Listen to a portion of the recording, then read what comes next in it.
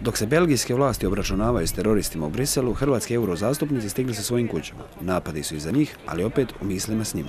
Pa nije baš bilo ugodno, svi smo bili ipak šokirani, premda se moglo očekivati da će nešto tako se dogoditi, ali ipak tako brutalno nismo očekivali. Ja sam se osobno našla u parlamentu i svi moji stažisti, asistenti i kolege i imali smo veliku sreću i tamo smo bili najsigurniji u zgradi. Ipak u institucijama smo se osjećali relativno sigurno. Bivša gradonačelnica Dubrovnika iznijela je svoje mišljenje o odabranim metama.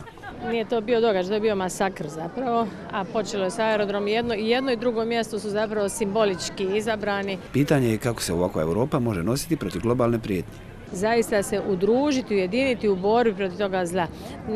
Ne može nijedna država pojedinačno to riješiti. Dakle, samo ujedinjena Europa i svi zajedno, umreženost, dijeljenje informacija i sve ono što već smo donijeli odluke, ali se nažalost na terenu ne primjenjuju. Znači, implementacija odluka uopće ne postoji jer svaka država egoistično čuva svoj prostor. Dok se ne donesu strategije djelovanja i stroža kontrola prometa, posebice zračnog, kako izgleda put do Dubrovnika?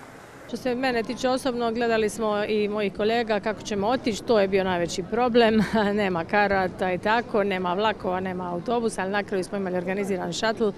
Neki su otišli prema Amsterdamu, neki prema Parizu, ja sam došla preko Amsterdama. Razine proglašene opasnosti u Belgiji variraju između treće i najviše razine. Naredni dani biti će ključni za sigurnosnu stabilnost same Europe. Ne bojim se ničega, bojim se samo Boga, ali u svakom slučaju morat ćemo se vratiti, vjerojatno ćemo imati nekakva uputstva, život mora se nastaviti dalje, nastavio se u Parizu dalje, ali neće biti ugodno proći preko tog aerodroma i preko te zgrade.